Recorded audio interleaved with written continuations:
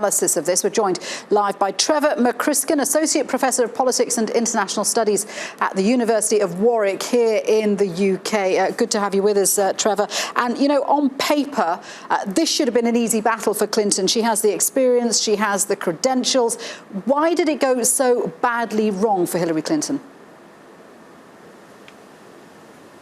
Well, she should have walked the election, really, shouldn't she, given the amount of experience that she has. But when I spoke to you yesterday, I think I was expecting a Clinton victory, but I did say that there was a way for Trump to win, and that way was to take some of those states around the Great Lakes in the Midwest of the United States, and that was exactly what he ended up doing. He overperformed there, really, took away states that traditionally would vote Democrats, and it was largely his appeal among white working-class male voters especially, but also the women in those families who have come out in larger numbers and expected to vote for Donald Trump, and largely as a vote against the establishment, against the political establishment, at least, that they felt that was completely represented by the Democratic candidate Hillary Clinton.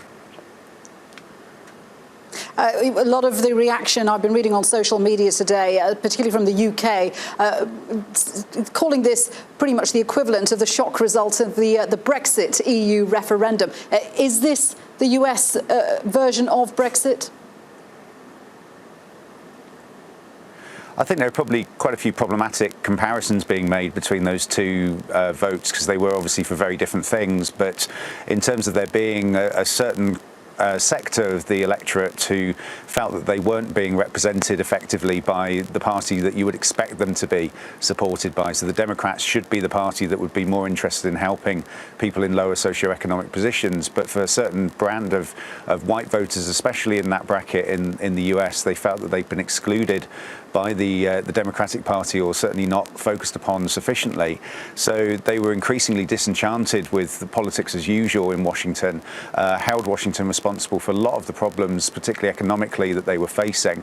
And they saw in Donald Trump, for whatever reason, you know, he managed to portray himself as more a man of the people, certainly as an outsider, somebody not tainted by Washington politics, indeed not tainted at all by politics, because he had no relationship to politics really prior to this campaign run.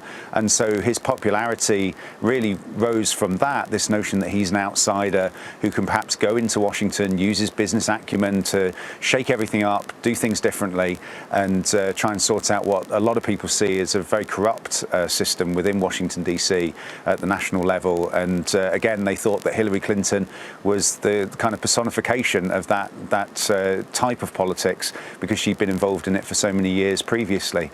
I think that will end up being problematic for the new president, though, because he's obviously now going to be part of that establishment.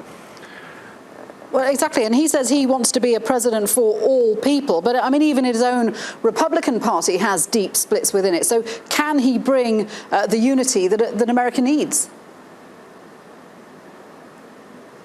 Well, that's exactly right. I mean, his victory speech suggested that he's now going to represent all Americans, but he was so divisive on the campaign trail and really alienated an awful lot of voters, not just in the Democratic side of politics in America, but even among the Republican Party. Some of the more moderate voters who would have struggled to put their X next to his name yesterday, I think.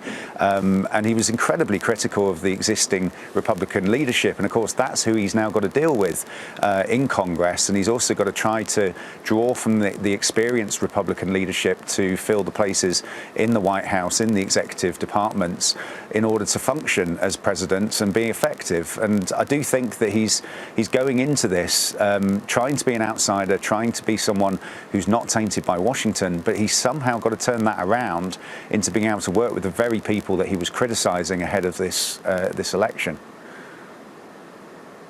Trevor, good to get your thoughts there. Thank you very much indeed for joining us. Trevor McCrisken from University of Warwick there.